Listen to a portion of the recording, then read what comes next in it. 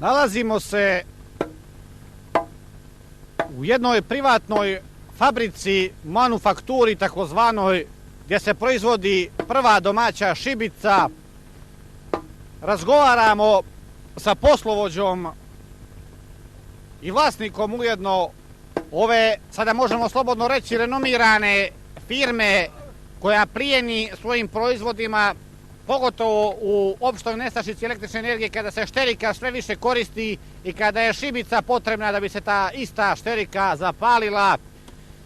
Gospodine Firoviću, recite nam, molim vas, kada ste došli na interesantnu ideju da počne da se radi šibica ovdje u Crnoj Gori?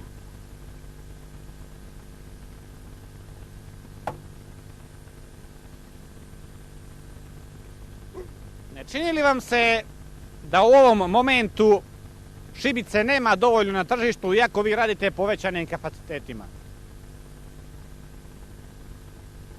Ja sam radio 26 godina u Bundesdeutschen banka, gdje sam pretvarao sve vrijednosti kapitala u vrijednosti novca. Da vam kažem, ova fabrika nije samo proizvod moje volje i mojeg angažovanja, ovo je cijeli jedan sublimat proizvoda, tekovine ove naše predivne države.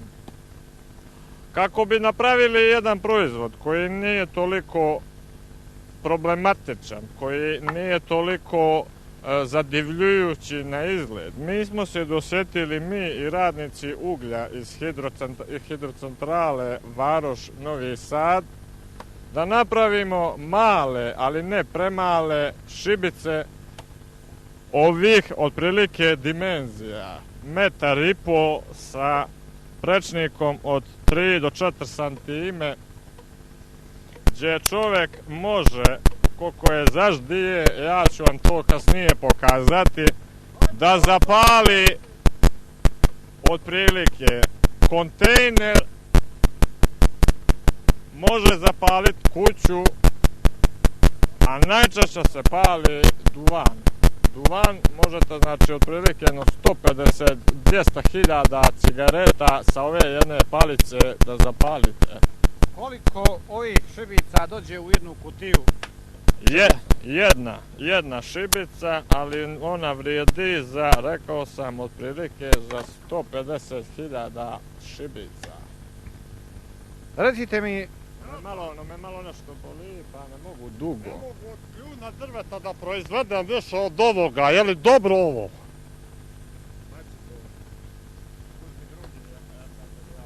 Odmah.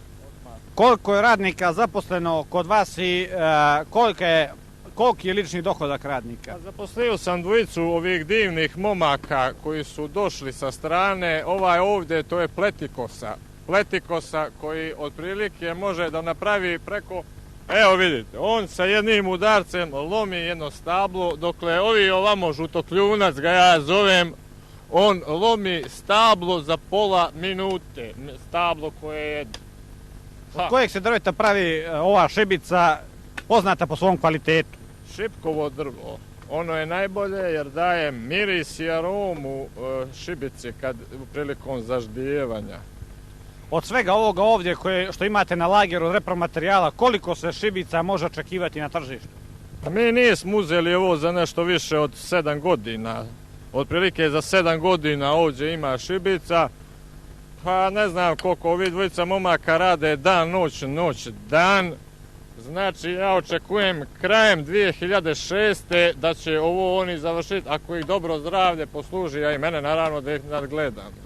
Ako nemate ništa protiv, pa da porazgovaramo malo i sa njima. Neka, samo vi radite svoje. Evo prići ćemo žutokljuncu, kako ga iz Milošte njegov gazda zove. Ja se izvinjavam ako možete samo malo. Gospodine, evo interesuje me kako ste zadovoljni. Samo da dovršim. Kako ste zadovoljni uslovima za rad ovdje i tretmanom koji imate od vlasnika firme? Stani. Gazda je pošten, u dobrim smo odnosima. Sad smo primili platu za septembar prije 2 godine. U malom je zakašnjenju, ali situacija je takva, on nam je sve objasnio. Plata je dobra, mene nije to žao, ne radi se puno, nedjeljom odmaramo od 5 do 12 uvečer. Poslije ako bi trebalo kakva šuma da se probrsti, on nas nazove, čak nam je kupio jedan mobilni telefon. Eto, ja sam zadovoljan. Držim 3 malo djece, mislim da su 67 maraka mjesečno, više nego što su moja potraživanja. A ja sam našao i stražarim uveče kasnije, jer ovdje radim samo 13 sati dnevno, pa mogu da nađem vremena i da nego kockam. To mi je jedino što kockam. Inače može se, od ovoga se može. Ja volim da cijepam drva i za to sam i naučen. Mene je još to iz tradicije. Da li ste primali i topli obrok? Nijesmo nikad, ali ga je napominjao, Boga mi mjerujem. Ako ovako nastavimo za 2-3 godine da nam da bar jedan. Pošto nije nikakva obaveza, on je dobar čovjek i prema nama se ophodi krajnje ljudski. Nove sekire nam je nabavio, nijesmo morali, kada se slomila stara sekira, on je odmah pošao u gradu i kupio je i mi smo mogli da nastavimo da cepamo. Pletikosa, recite mi i vi, možda u najkraćem, odakle dolazite na ove prostore u Pečalbu? Na ove prostore dolazim iz Sjeverne Makedonije. Kao što vidite, dosta sam se svikao već na područje, dosta mi dobro ide. Inače, važim kao najbrža sekira ex-Jugoslavije, druga, ali za malo mi je uzeo, bio je ipak, ja mislim, dopingovan ovaj mali gore Slovenac je bio dopingovan, pa mi je preuteo to, ali mislim da sam ja ipak najbolji. Eto, vidi se po vašoj konstituciji da sekira koristi i zdravlju, zar nije tako? Tačno tako, kao što vidite, ja baratam sa 2 sekire. Prošle godine sam stvarno imao jedan peh. Pokušao sam da radim s 3 sekire, ali sam jednog tu kolegu nagradio, tako da sam se vratio 2 sekirama i tako da to mi dosta dobro ide. I eto, za kraj ove kratke posjete. Izvinjavam se, da pozdravim nekog, ako bih mogao, Ljubomira iz Tivta, koji je na moreplovac i koji ovih dana puni svoj 42. neka mu je na zdravlje rođendan. I svu njegovu familiju, žena mu je Crnkinja. I za sami kraj ove kratke reportaže sa iz ove zanimljive fabrike, recite dokle ovako i šta ako propadne proizvodnja šibica, da li se može preorijentisati proizvodnja na nešto drugo? A vidite, mi ovo nismo planirali samo za jednokratnu upotrebu ili za jedan period koji je mali. Ovaj period koji mi planiramo, usavršavanje rada šibica, bit će sigurno otprilike deceniju 2.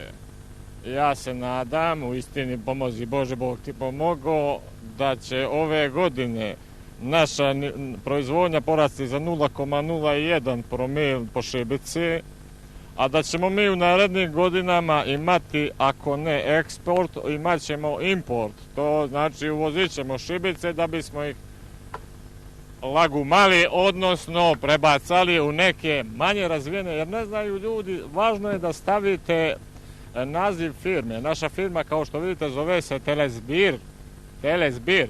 I ako napišete Telezbir na šibici, svi će znati da je to vaš proizvod i to je nama dobro, mi dobijamo sa time. Da li se probalo sa čačkalicama u isto vrijeme?